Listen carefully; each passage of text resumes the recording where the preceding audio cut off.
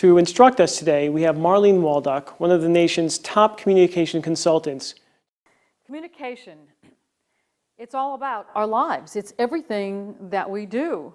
We start out as a baby and we cry to communicate how we feel. As we get older, we learn to talk and we learn to ask and we learn to do a lot of different things because the necessity is that we have to communicate if we want anything to happen in life. How we communicate, if we communicate effectively or not, is really the biggest issue here. So we're going to talk about three things today that are very important to the entire communication process. One is the power of a first impression. What you do first can set the stage for everything that comes after that. The second thing we're going to talk about is 4 C's that will make you a better than average communicator. And lastly is putting pop into your presentations, because speaking in public and giving a presentation is the #1 fear in life. People hate to stand up in front of a group, and yet as we pursue careers and life, we will have to do that. So those are the 3 things we're going to talk about. First impressions. Have you ever walked into a bookstore and the book captured your attention, and yet someone will say to you, well, you can't judge that book by its cover, but you pick it up because of its cover, don't you? If it's bright, colorful, if the label catches your attention, if the name of the book says something to you and you want to pick it up. And you read the inside of those pages and you decide you're going to buy that book. Well, in life, first impressions are very much like that. If it is somebody who's going to see you for the first time, if it's a job interview, or if it's the first day of school, you're in college, or it's the first time you're meeting someone that you want to have a relationship with, that very first encounter is extremely important. Because what you're trying to do at that point is lay the foundation so that you can move forward. See, communication is like building a bridge. The bridge has to span the gap to get the traveler to the other side. If the bridge fails to get to the other side of the gap, the traveler is going to fall into the abyss. So what we're talking about today is effective communication, beginning with the first impression that you make. You have to get their attention fast. So the first thing we're going to do, which I would like you to do with me, is to count to 7. Are you ready? 1, 2, 3, 4, 5, 6, 7. That is how much time you have to make an impression. Let's do it again. 1, 2, 3, 4, 5, 6, 7. That's how much time you have to capture someone's attention. One more time. 1, 2, 3, 4, 5, 6, 7. That is how much time you have to tell your story. Think about the headlines in a newspaper. What's the headline do for you? That's the first impression that you get when you look at the newspaper, is that headline. And then you go and you read this lead paragraph, which is to tell you certain things that will help you go forward. There are so many instances in which the power of a first impression is absolutely crucial to what you're doing. Think about a teacher on the first day of school. She comes into the room, he or she acts a certain way, you get a certain impression of them. Remember that a first impression is a retained image. It's the thing that will be in your head for a long time to come. We look at politicians. You know, we're in a political race right at this point in time. We have a presidential race going on, and we think about how those candidates walk on a stage, what they say first, their demeanor, how they look. There's every single thing about them is the power of a first impression. And if you make the first impression right, then you know it's easy sailing. And if you don't, you have a lot to overcome. There are 3 things that we're going to talk about as far as first impressions are concerned. One is you have to know the impression you want to make. It's strictly up to you. You want to look sophisticated, you want to look creative. What do you want? You know, there was a book I read many years ago that was called Looking Out for Number One. And the fellow who wrote the book had made $1 million. He had lost the $1 million. He made the $1 million again. He lost it again. He did it 3 or 4 times. And in one of his incarnations, he decided that the impression he was going to create was to be the authority from afar. So he would fly into an airport He would meet with people only in the airport lounges or in the private rooms, and he would get on his jet and he would immediately leave, so that he was creating a certain type of an impression, and he was leaving this image with people that they would then carry forward with them. So there are three things. First is the impression, and you get to decide what it is that you want people to think. It's strictly up to you. You think about it when you are talking on the phone. Think about it if you are creating websites today, because everybody has personal websites and company websites and all of those kinds of things. What's the first thing you want someone to see? Think about the emails that you send. What's the first sentence? How do you say hello? What do you say? All of those things are the impression that you are going to create in the situation that you are in. Businesses have to be very, very astute at thinking about what's the company name? How do they want to name their company?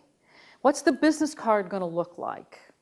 You know, there's so many different things. Now, the second part of it that we'll talk about in a minute is the perception. See, perception is reality.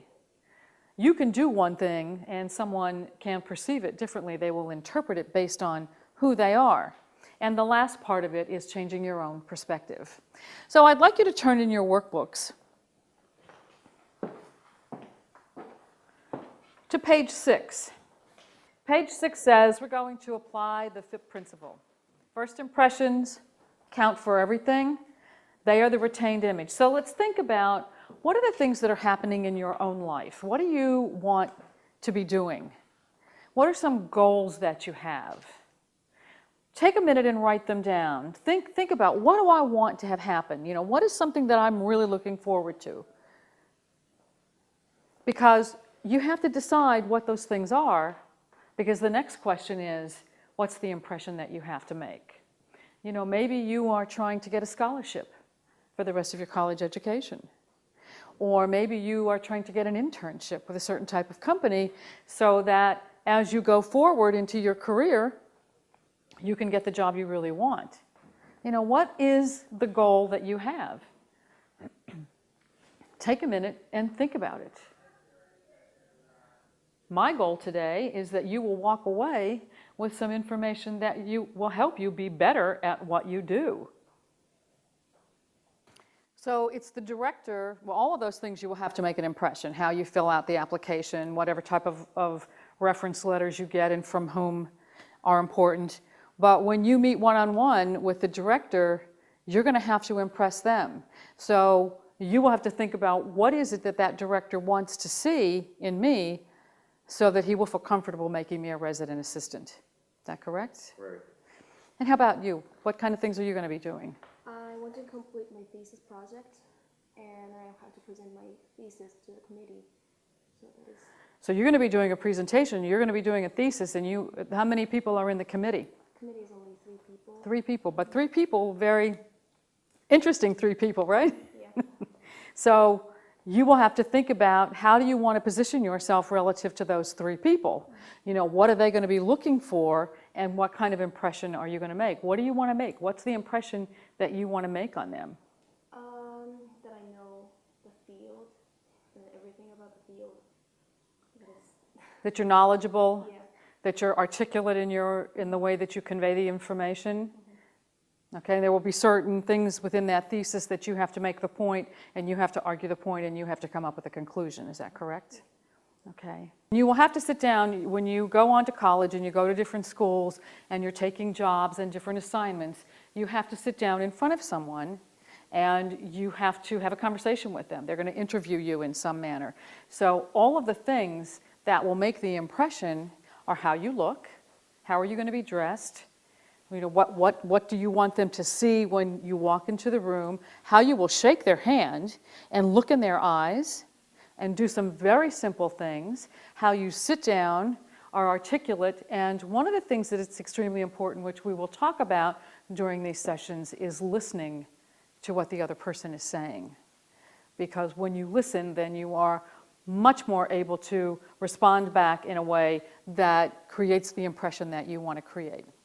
But the important thing here is to understand that you have to know what you're after, and you have to understand who it is and what will be happening and what you want them to see and what image that you want to project. So let's turn to page 7. There are 2 images on the page. What do you see in the top image?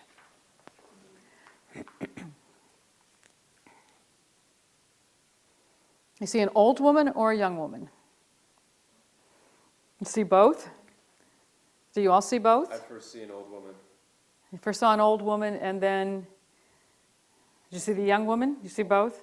Yeah. Most often that's a perception. What do you see in the next one? Looks like a young woman Okay. staring ahead.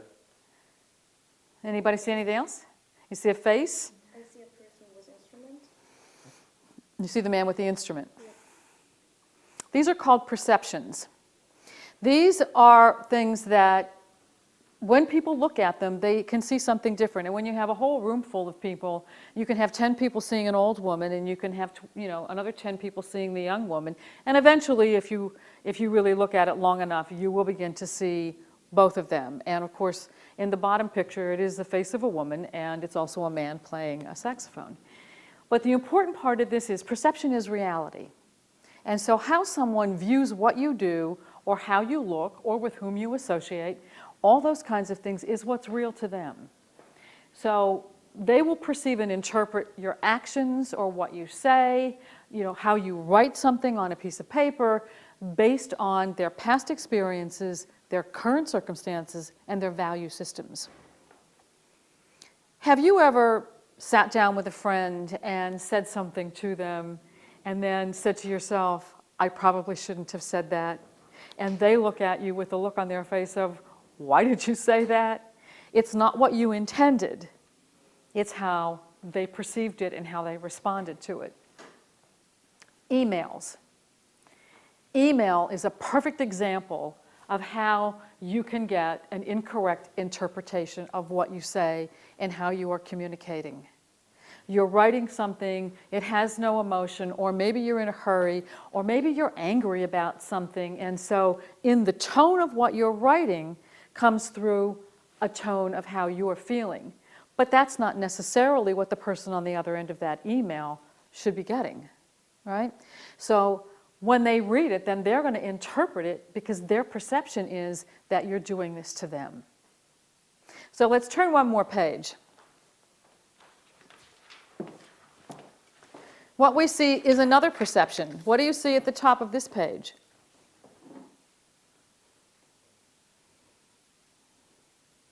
An Indian head or an Eskimo? I see the Indian head. You see the Indian head or the Eskimo? Now look at it again and you will see the Eskimo looking into the igloo. Where it looks like the eye of the Indian head, that is the back, the neck of the Eskimo. Again, it's a perception. It's how you're looking at it and how you're interpreting what it is that's being done. So let's think about right now. You wrote down some goals and the impression that you want to make to achieve those goals. If you thought about your own friends or relatives or teachers or the people that you are around all day long, how would they perceive you?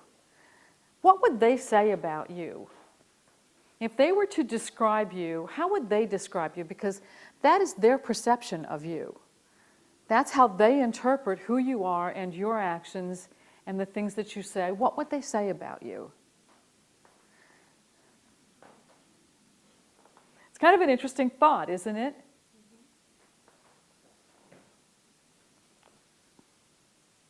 Well, go ahead. Serious. Serious. They would say you're serious. Okay, so is that what you want them to say?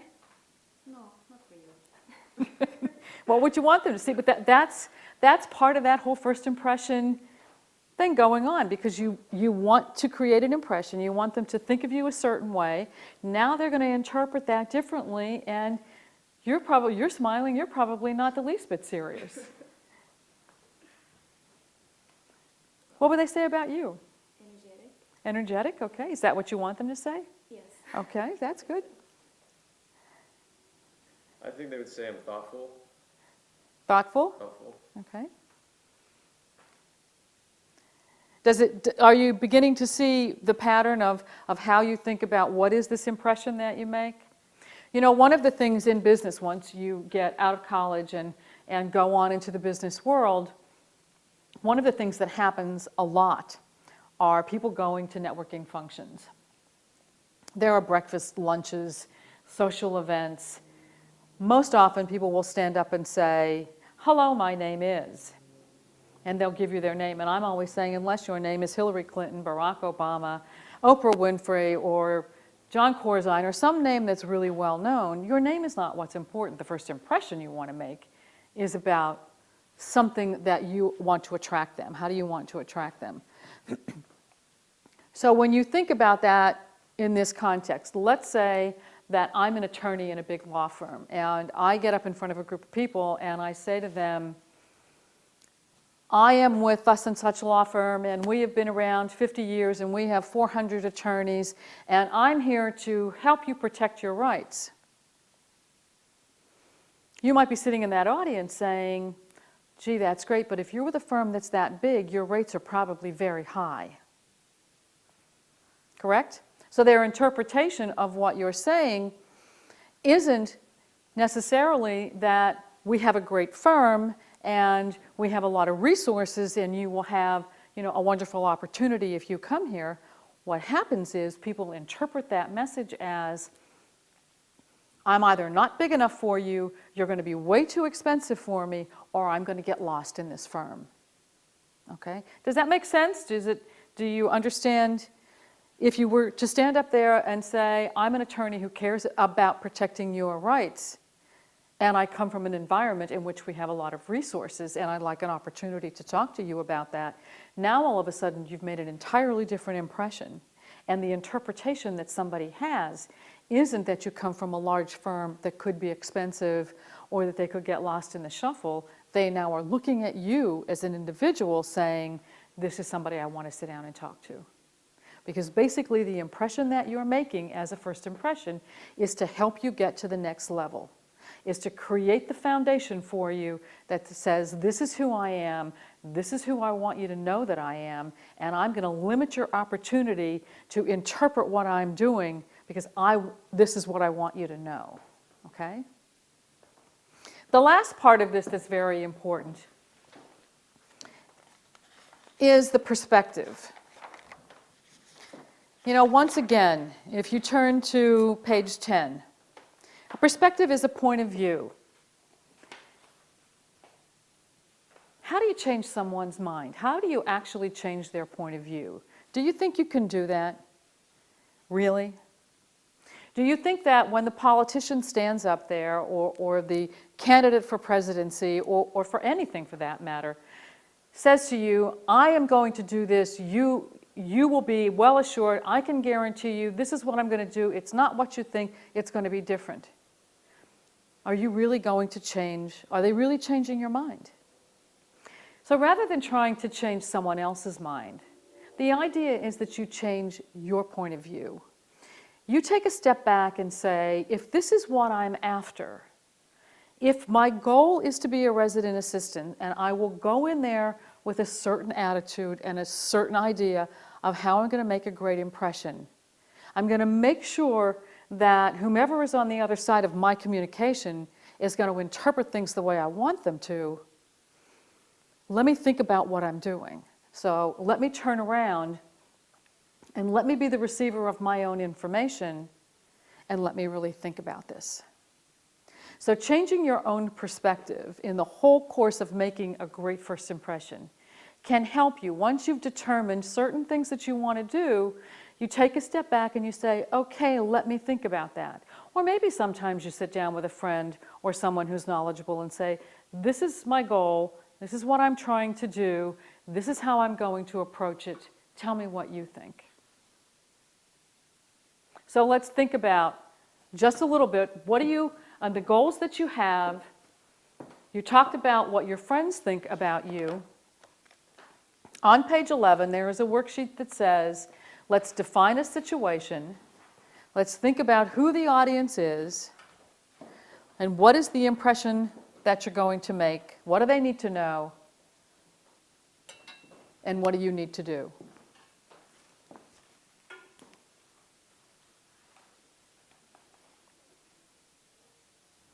And as you are completing the worksheet, we're going to conclude this section of our communication skills training courses, because this is the power of a first impression. Remember that you always have to know the impression that you're going to make, understand that perception is reality, and learn to change your own perspective and look at yourself and look at the things that you are doing to make sure that you are actually creating the impression that you're looking for.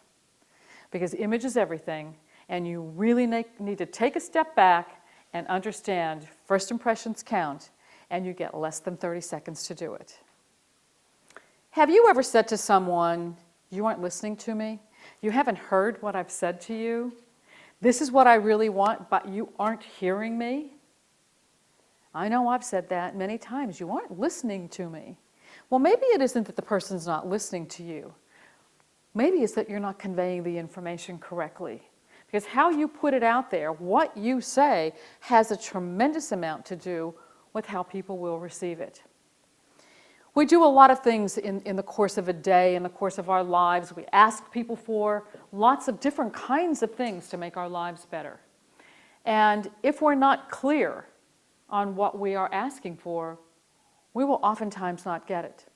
So the 4 C's that we're going to talk about today are how to be clear, concise, creative, and consistent, because these are the 4 things that will definitely help you get your point across. And communication is an interesting part of our lives because it's everything about us. And most of the time we talk about external communication, what we're saying to someone else. But our ability to really communicate well begins with how we talk to ourselves. You know, you think about people who go in for a job interview and they have this conversation with themselves that say, "I'm never going to get the job." Or it's time for someone to get a promotion in a company and they say, "I'm never going to get this job. I'm never going to get the promotion. They're never going to give me a raise."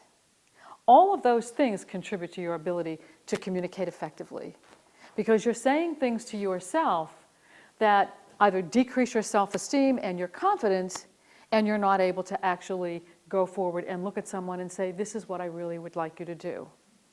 So the first exercise we're going to do today is all about you.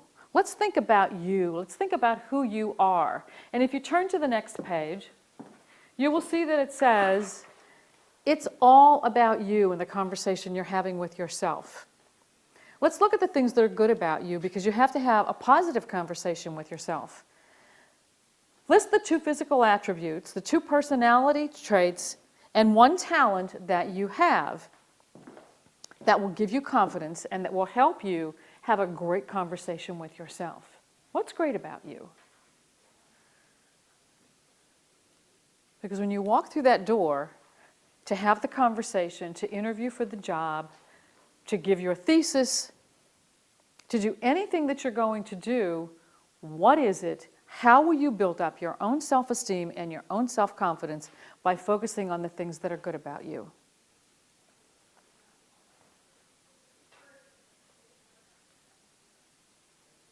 There are so many things that you can say. Beautiful hair, eyes, a great smile, good teeth, I'm tall, I'm energetic. You know, what are all of the good things about you?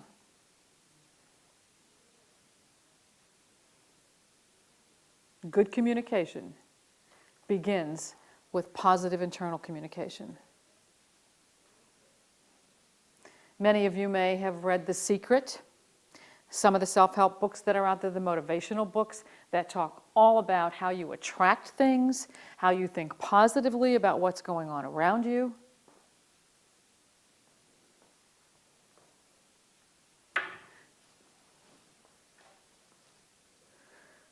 So who would like to share some of their positive thoughts?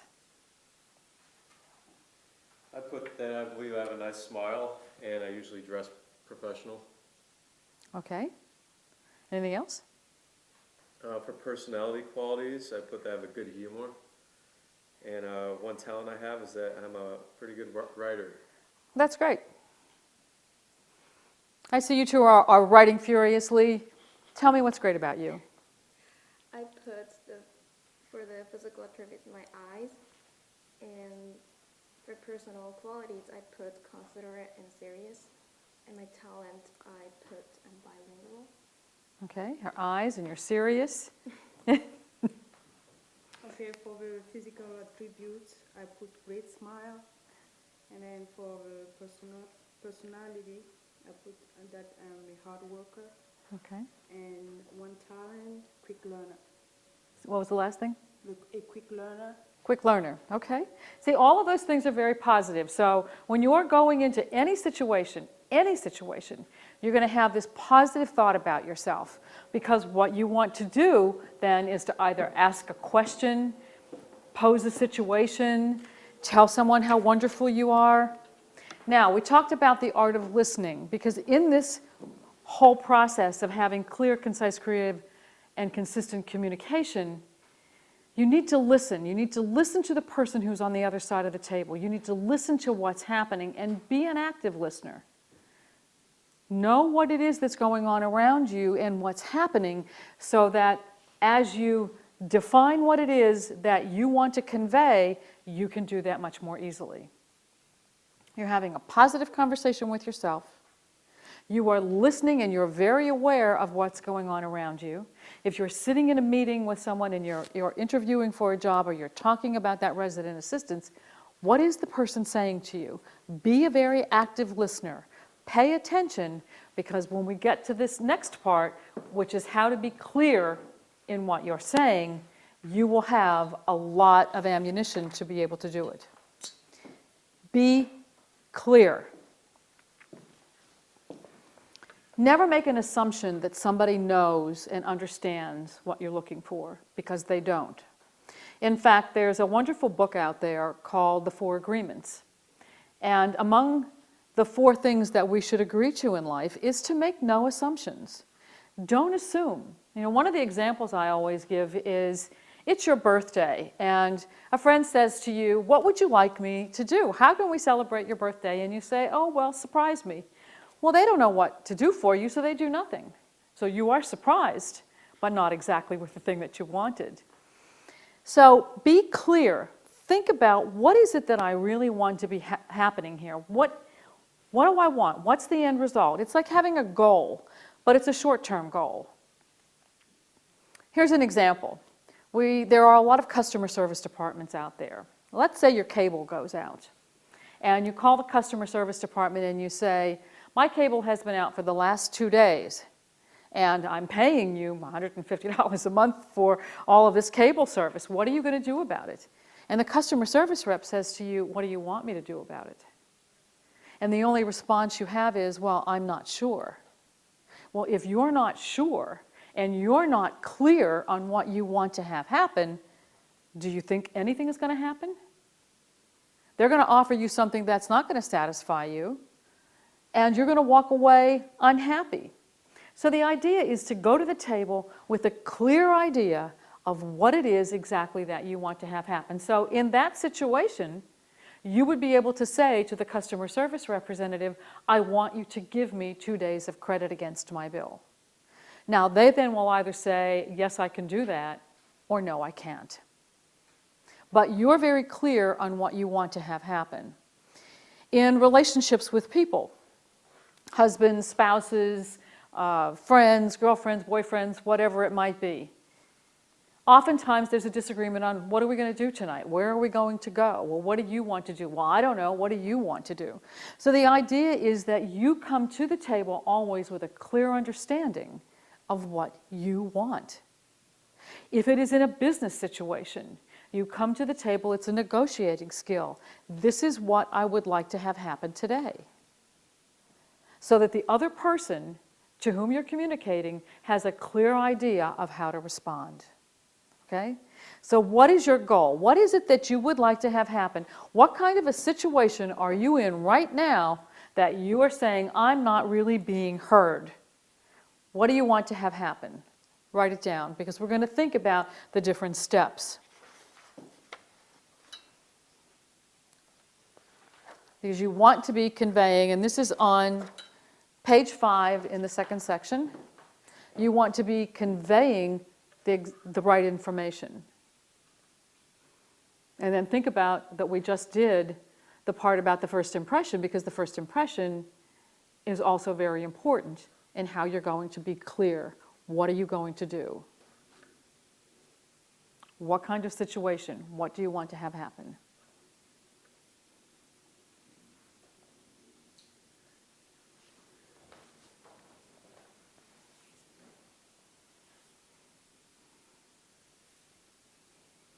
Think about school, think about relationships with your parents, think about your friends, think about job opportunities. You know, what is something that you're basically going to ask for something, or you're going to convey some information so that the outcome that you're seeking will happen.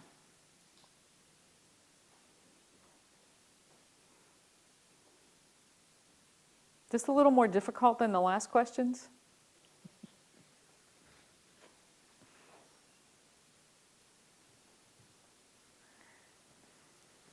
Clarity of thought. You're trying to get clarity of thought. What do you want to have happen?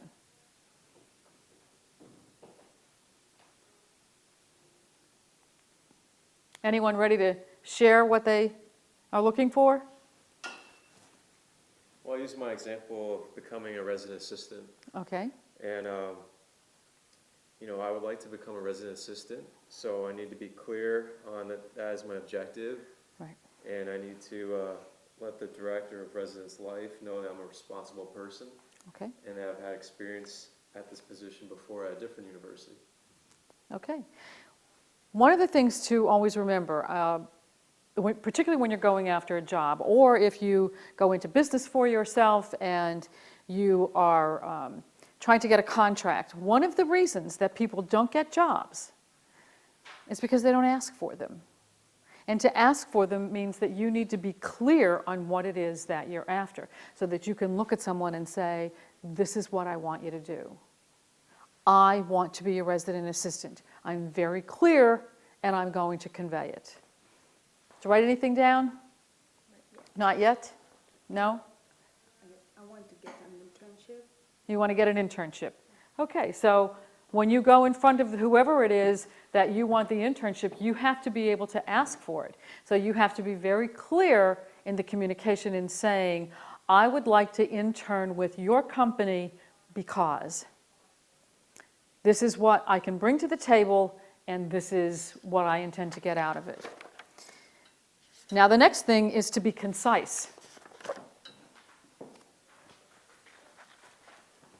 Concise means that you speak fewer words. There's a statistics that says women speak 25,000 words a day, men speak about 10.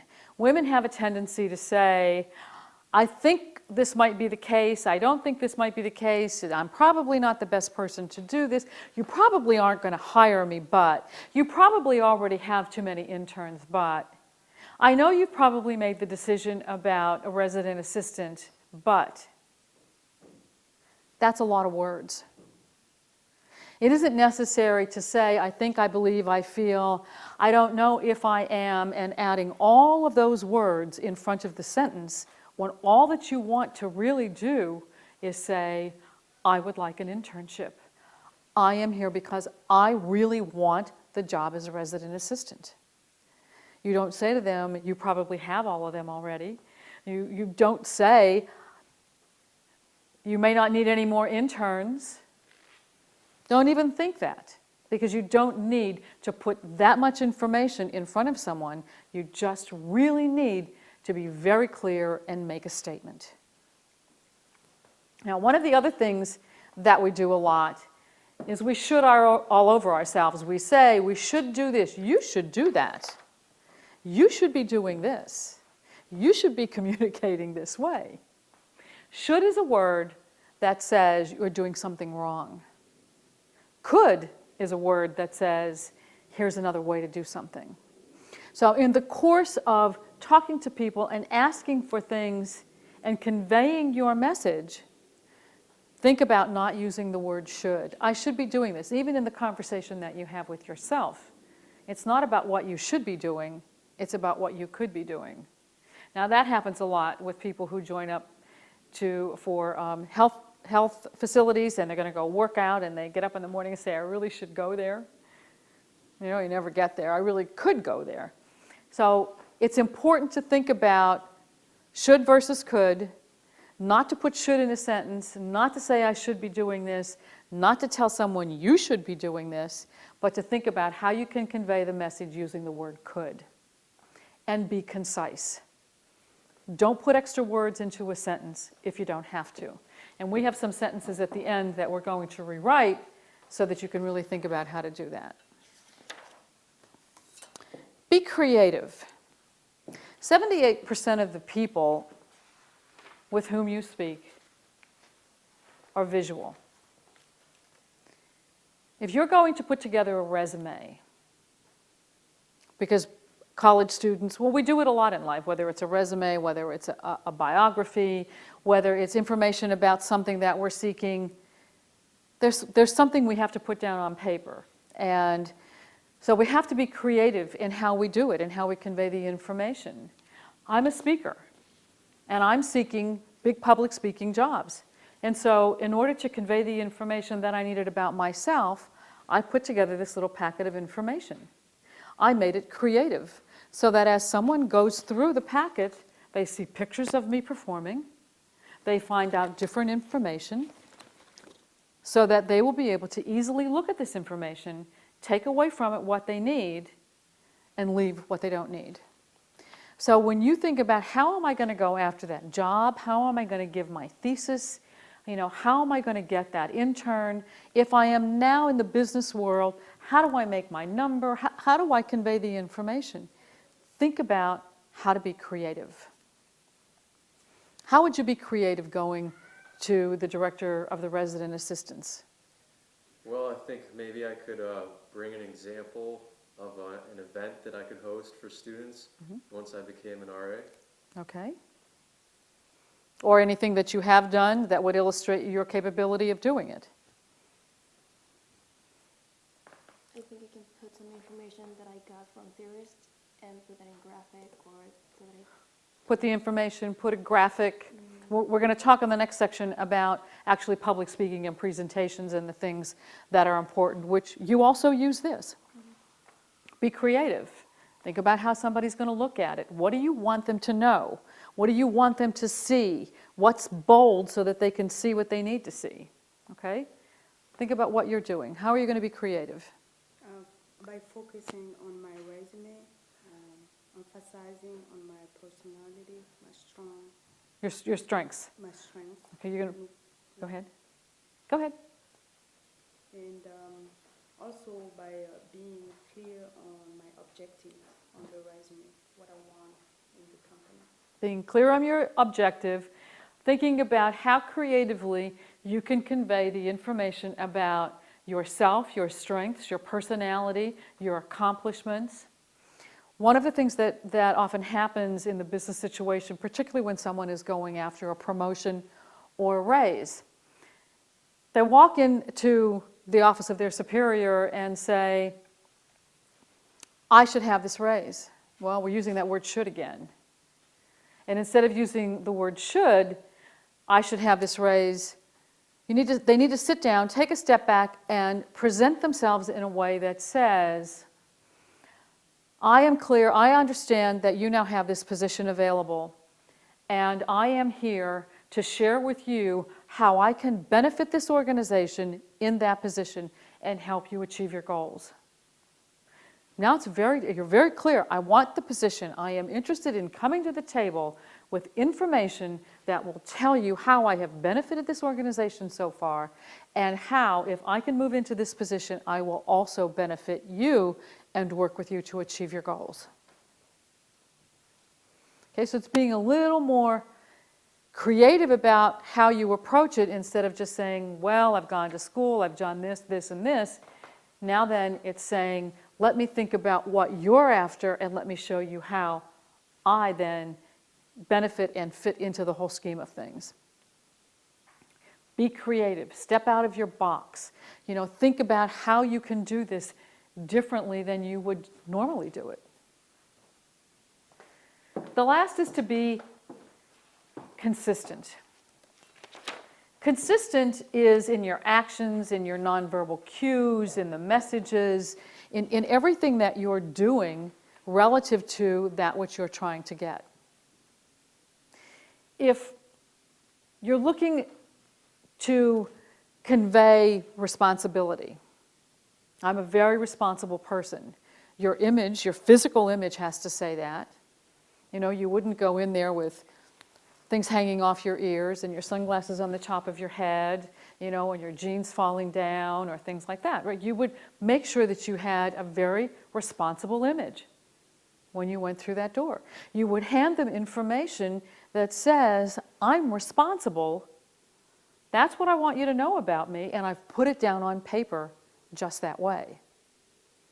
So what you are physically saying and doing and what you are verbally saying and what you are putting in writing is all consistent with what you want to have happen. Okay, you will give them the information that they need, you will look the part, you will shake their hand, you will do all of the things that are consistent with the image you're trying to create and with the goal that you have. So you will learn to be clear on what the goal is, concise on how you deliver the information. Don't demean yourself. Don't put things out there that don't need to be there. Be creative and be consistent.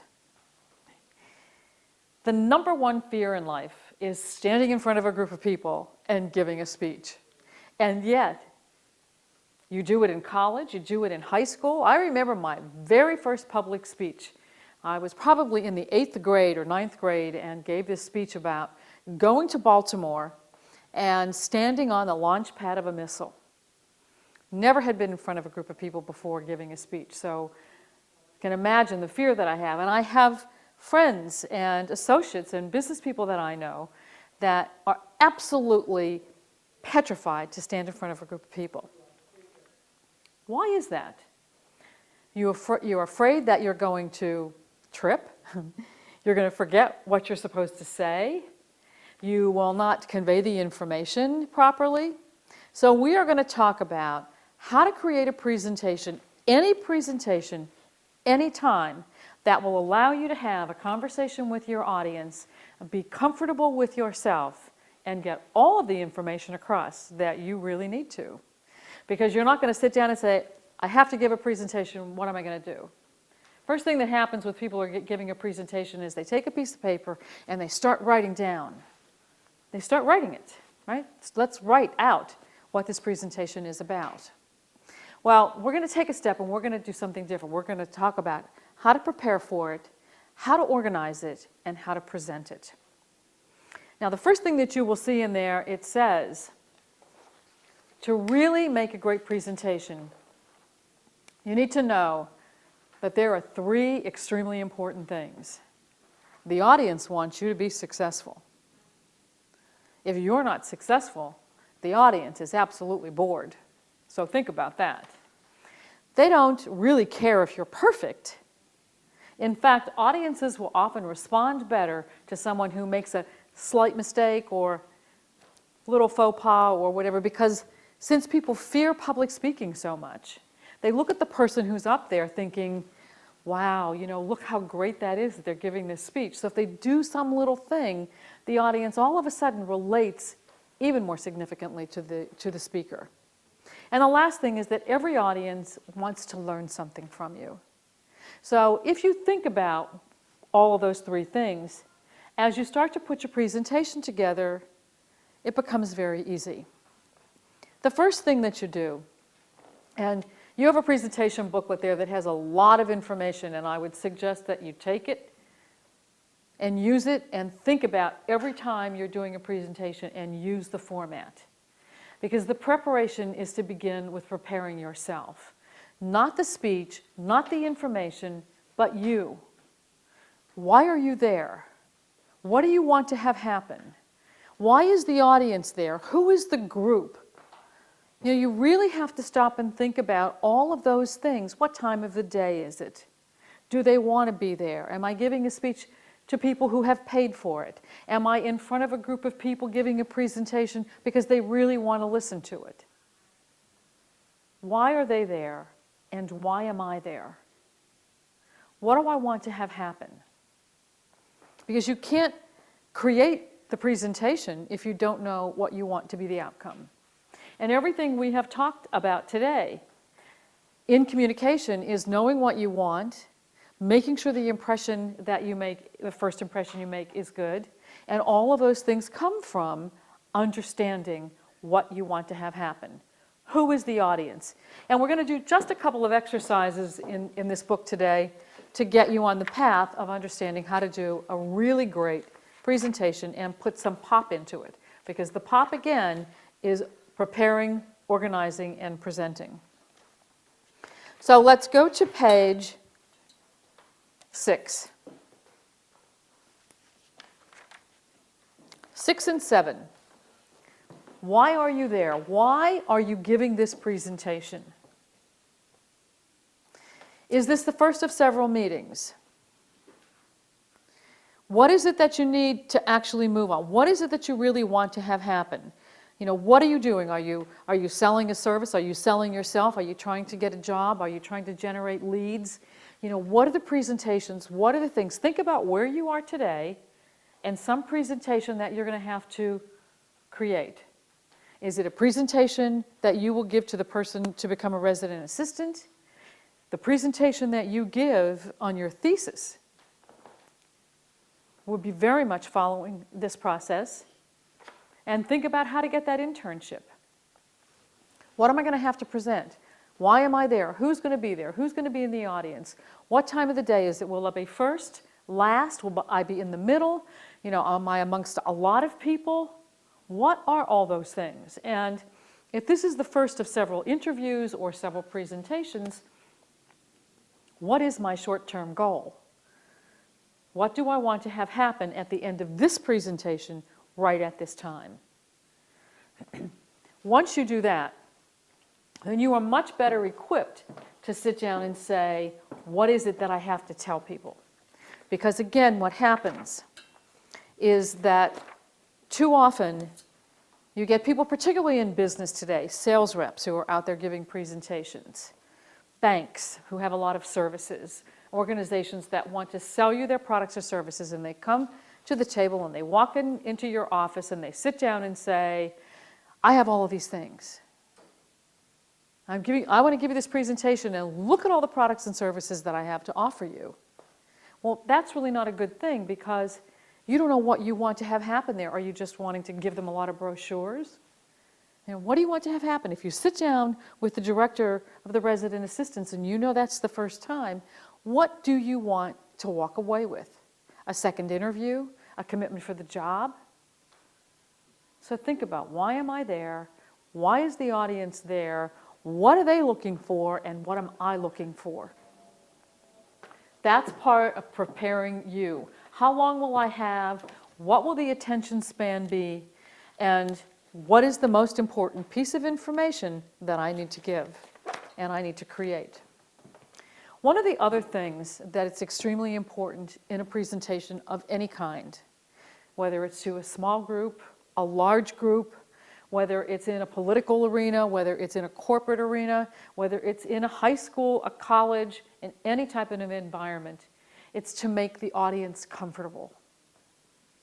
You want to make sure that what you are doing allows your audience to relate to you, to listen to you, to not feel as though they are encumbered with a lot of other things going on around them, having to look at a lot of PowerPoint, because we will talk about that in a few minutes. You know, how do you support the ideas that you have? The other thing is when you focus on the audience, you will forget about your own fear. Because people are so afraid. And I've been there. I remember the first time I worked for a Fortune 100 company and I was giving a 4-hour presentation, which I did a lot after the first time. And I stood behind a podium with a microphone and no one heard anything that I said, because I was so nervous about what I was doing. And yet everything was written out and all the slides and all the audio visuals were there. Because I was focusing on me and what I was doing instead of on the audience and how they were going to receive the information. If you learn to focus on the audience and you learn to make the audience comfortable, you will forget about yourself. You're not going to forget what you have to say, because when you create the presentation in the method that I'm showing you, it's your information. So you're the one saying it. The person who's sitting on the other side of that desk or the person who's sitting in the audience has no idea what you're going to say. Even in a thesis, there are certain arguments that you will make and certain information that you certainly have to give. But if they're in your words, then it's a lot harder for you to forget them. And you will have certain visual aids to help you. So think about, how do I make the audience comfortable? Because it really is about them and not about you. Know the audience. Who are they? Again, why are they there? What are they looking for? How will you meet them? I know there's a lot of information in here. We're not necessarily going to fill it out today, but I would like you to think about all of these different things in the course of putting the presentation together. Because the beginning part of this, the preparation, has everything to do with why you're there and what you're going to tell them. Because what you want the outcome to be determines how you actually create the presentation. After you have prepared yourself, you're going to think about how you're going to dress, how you're going to talk, where you're going to stand, what you're going to do. We talked about first impressions. Think about, in a presentation, the first thing that you say. How someone meets you for the first time. How you walk either onto the stage or into the room and sit down. All of the things that you do are for the impact of creating a certain impression. You organize the information so that you have great impact in the information. Now, there's a basic presentation process. You're going to have an opening. You're usually going to tell them what you're going to tell them. Today, we're going to talk about communication skills. That's what I told you. You're going to tell them. Now we're talking about it, and I'm telling you what I told you we were going to talk about. And then you're going to tell them what you told them.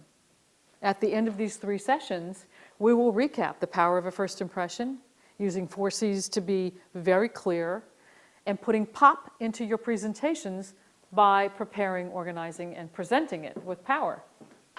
You're going to have a question and answer period, and then you're going to close the presentation. In order to achieve the goal that you're after in any presentation, you know primarily that you will have a limited amount of time because you have a limited amount of attention span. So you think about, what are the 3 most important things that I need to convey in my presentation? What do I really want you to know? If I want you to hire me to be either an intern or to be a resident assistant or to have any job, what are the 3 most important things that you need to know about me? I'm reliable, honest, creative, I'm a hard worker. What is it? What are the things? And you will determine that based on what the goal is that you have in the presentation. If we think about political candidates, we think about people who try to change our mind. They come to the table always with very specific things in mind that they want us to know. So in the course of putting this presentation together, you take a look at what's on page 14, and it says, select 3 major points. What are the 3 most important things that you need to convey in your presentation? Make sure that they are relative, that they reinforce the goal, that you engage the audience, and then you're going to try to create and paint a verbal picture. You want people to see. We talked about the fact that 78% of people are visual. That's why we watch TV so much. We watch videos because we're visual people. We look at things. We want to see what we're doing. And so in a presentation, unless you have a lot of visuals behind you, you need to paint a verbal picture for people. Explain to them, illustrate what it is. In the opening of any presentation, you want to make sure that the opening is something very powerful, very interesting, because you need to get their attention early. And we know you only have 7 seconds to make an impression, another 7 seconds to get their attention, and 7 seconds to tell a story. So think about what happens when someone walks up to a podium. Gee, it's really nice to be here today, and I thank all of you in the audience for attending. I hope you're having a great time. The audience is probably yawning a little like, wow, is this person ever going to get to the point, right? If you really want people to pay attention to what you're going to say, think of something powerful to say at the very beginning. And it depends, again, on what the goal is that you're trying to achieve. What's powerful? If I were to talk about communication, and I came up to the stage and said, particularly if I am in a women's organization giving a speech about how women communicate, and I were to say, women speak 25,000 words a day, men speak 10. Women often are not heard and don't get their point across. They fight the glass ceiling, they fight to get ahead, and yet they're still speaking those 25,000 words. You're going to pay attention to what I'm saying, because now you're going to be curious about what are those 25,000 words, and why is it that men only speak 10,000 words and women speak 25,000? So think about what can you do at the beginning of your presentation to capture the audience's attention. Maybe you could say something relative to being a resident assistant. Students in college are there to learn, but they have a great time, and sometimes they need to be guided and led. And as a resident assistant, I would lead them in a direction that would not only be good for them, would be entertaining for them, but would help guide them down the path of greater education. Someone might listen to that. You ask a rhetorical question. Have any of you stood in front of a group of people and stared at them and forgot everything that you were ever going to say? Have you walked up to a podium and all of a sudden thought there was construction in the other room and realized that the noise that you heard were your knees knocking together? There are statistical things that you can talk about. There are situations that you can talk about. You can share an experience. But in the opening of every presentation, think of something powerful to say. I remember back in the first impression, we talked about perception is reality. Well, perception is also reality in a presentation, any presentation, particularly if the audience doesn't necessarily want to be there. Or let's say you are in a sales situation and now you are in front of a group of people who are now listening to a lot of different suppliers pitch them to get a contract, and they're a little tired. And they're not all that interested in listening to what you have to say.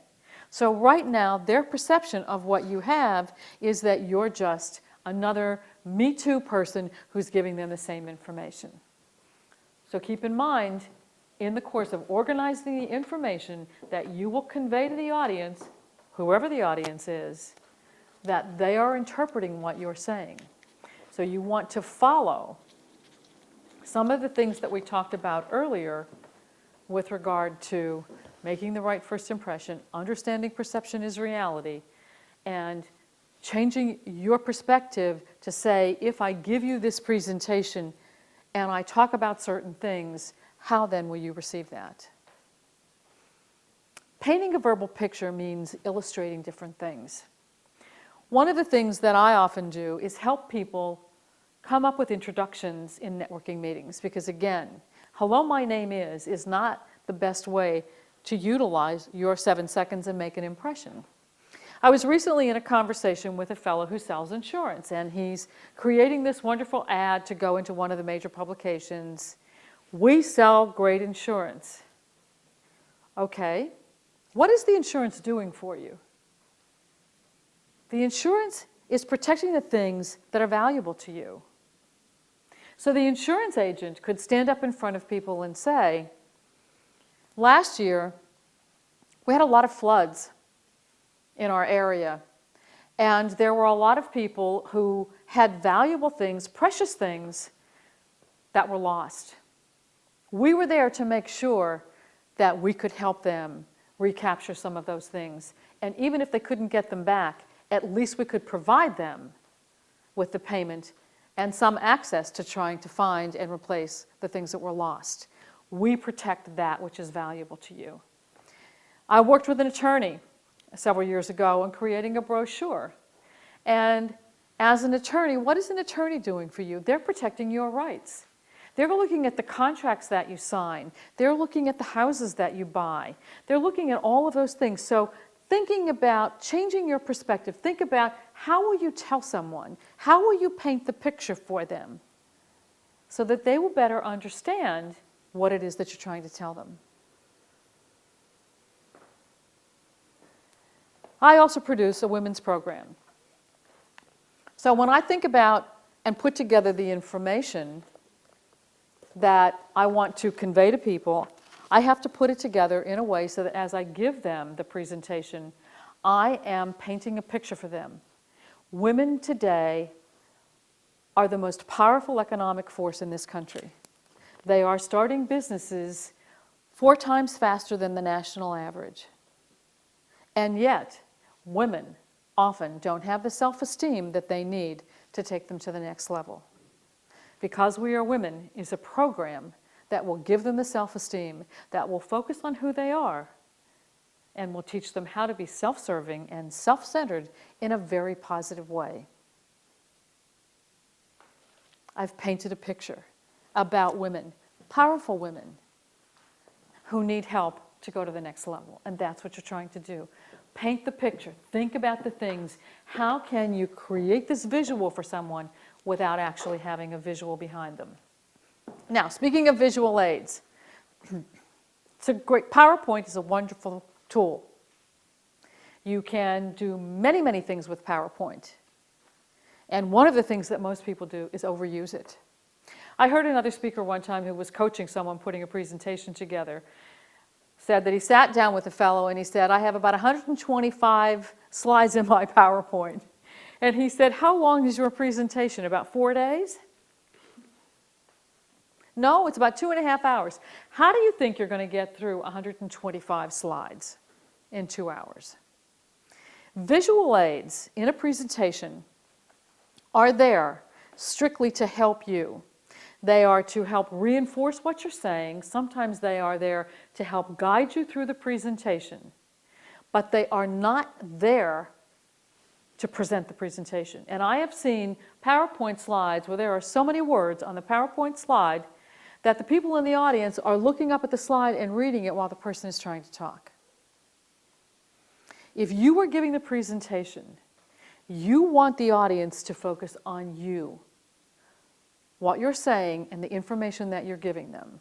You can reinforce that presentation with cartoons, with photographs, with graphs, with things that will visually impact them without taking their focus away from you, the presenter, because it's you and what you're saying that's most important. So when you think about in your presentation and you think about in your thesis the things that you want to support visually with what you're saying, make sure that they are pertinent and they are limited and that they create impact, and that you won't have the audience focusing on the PowerPoint and the slides instead of focusing on the things that you're trying to tell them. Okay? Make them limited. Make sure that there's just a few of them. I was at a National Speakers Association conference a few years ago, and there was a very, very high-powered speaker who said she used nothing but cartoons in her presentations. And when she was trying to make a point, then she would simply put the cartoon up on the screen because the cartoon was more visual than just the words. And if you notice, some of the cartoons that are in the packets that you have and the information that you look at, it's to create a visual impact so that in your mind, when you think about painting the picture, you will think of the artist. When you think about really making a first impression, you will think about the person that has that image in the cartoon, and that's what will stay in your mind. That's the image that you will have. One of the very, very important things in a presentation is to always have the question and answer portion of the presentation before you do the closing. Most people will close on a statement, and then they will say, it's time for questions and answers. What happens if the question that somebody asks you is a very negative question, and now you have to respond to that negative question? You've lost control of the presentation because now it's on their question and not yours. What you do all the time is say, before I close, are there any questions? Do you have any questions? Do you have any questions? And you let the people ask the questions, and you answer the questions, and then, just as you came up with that dynamic opening to really get their attention, you want to make sure that the last thing you say is what you want them to know. We've talked about how to create a presentation. We've talked about the power of a first impression. We've talked about 4 C's. We've done some exercises to help illustrate and reinforce how these things can help you in your communication. And as we leave, I can only tell you, be the best communicator that you can, because everything in the world will then be yours. I'm not going to let you ask a question after I say that, because what if you say to me, well, I'm not so sure that I can do that, and I don't know that I like what you wrote in there. Now I have to respond to that, and I have left this presentation on your note. I had breakfast one time with a fellow from a large accounting firm, and he was just about to make a presentation, and I offered him this advice, and he said to me, it's the best advice anybody ever gave me, and has used it, and has never closed a presentation with questions and answers. Now, the last part of this is how you present. What do you do when you stand in front of people? There are many people who say it's all in the presentation and nobody cares what you're saying. Well, if they really didn't care what you were saying, there would be no reason for you to stand there. The thing that you truly have to remember, and I want you to remember, is to make sure that nothing comes between you and your audience's ability to get your message. Nothing comes between you and your audience's ability to get your message. You defined that message at the beginning. You defined who the audience is. And now you want to make sure that there's nothing that you're going to do that will distract them. Of the things that can distract them are what you have on. If your earrings are dangling, if you're a female, or you have big clunky bracelets that are making noise, if you have a very powerful and colorful tie as a man, something that people are going to look at, they're going to focus on. You don't want them to do that. Or if you're somebody who stands and twirls your hair because you're so nervous, and you're doing things that all of a sudden becomes a distraction to the audience, and they begin to focus on what you're doing instead of what you're saying.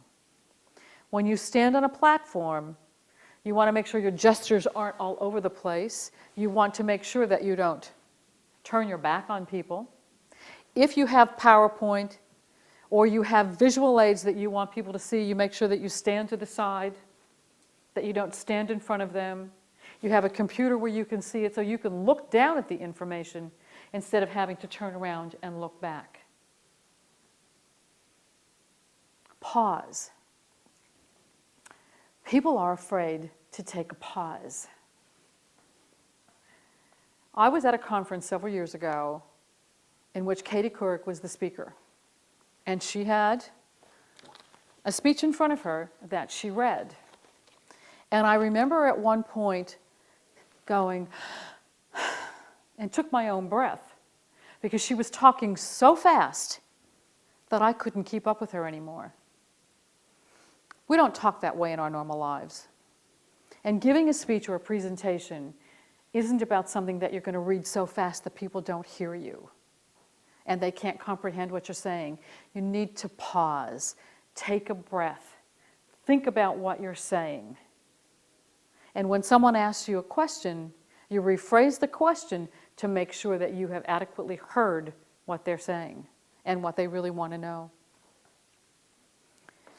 Taking a pause and breathing doesn't mean that you have forgotten what you're going to say. It just means that you are focusing on the audience and you're understanding that the audience is not going to listen to you that long, that they will get tired and they will zone out on what you're saying because you're talking too fast. There are times when the presentation that you are giving is a one-time thing, and I have been there. I've been the president of a statewide association. I'm the president of a chamber of commerce. There are times that I get up in front of a group and I have a specific speech to give. And in that situation, I am going to read it because it's one time. I'm not going to memorize it. I'm not going to really plan it so that I can give it often, but I'm going to read it. When you do that, make sure that the type on the page is big enough that you can look up and glance down and read it and not put your head down. Make sure that in the course of typing it out, that you either highlight or bold the words that you want to punch, the things that you want people to listen to. And remember to take the pause and breathe. Relax. The more relaxed you are and the more you focus on the audience, the easier the presentation and the more powerful the presentation will be. You're shaking your head. Do you have any thoughts? Any questions? Has this given you some food for thought in how to put a presentation together? Differently than what you thought about before. Speaking in public is a wonderful and exciting thing to do. And when you can give a presentation, any presentation, to a group of people and have them walk away and say, you either inspired me, you provided me knowledge that I've never had before, or I'm going to sign on the dotted line because you showed me that you're the best person for the job, then you know you have really done a great job. Communication is our life. Everything that we do is about communicating how we feel, what we need, what we want, and what we want people to know.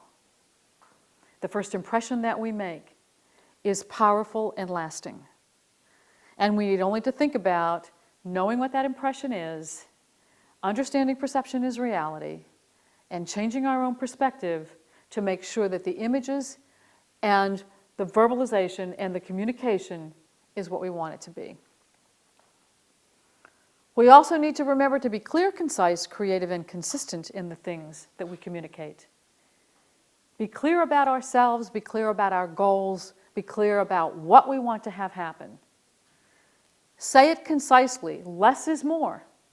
Be straightforward, make the statement, and never say the demeaning things that I'm not the most important person and it's probably not the right time to say this, or you've probably already heard this before. Eliminate all of the things that preface the sentence that say, don't listen to me. Be concise. Be creative. Think about how to put the presentations together, how to put the information together so that you're conveying the message that you choose. And be consistent in the way you look, act, talk, and write. And when the time comes for you to stand in front of that group of people or sit across that desk to convey the information that you really want to get the job, to get the position, to just get people to listen to you, put pop into every presentation by remembering the preparation is all about why you're there and what you want to have happen. The organization is putting it together in a way that is easy for you to convey and easy for the audience to listen to. And that when you present with power, with confidence, and always be yourself. Life is about communicating. Be the best at it that you can be, and have a wonderful day. Thank you.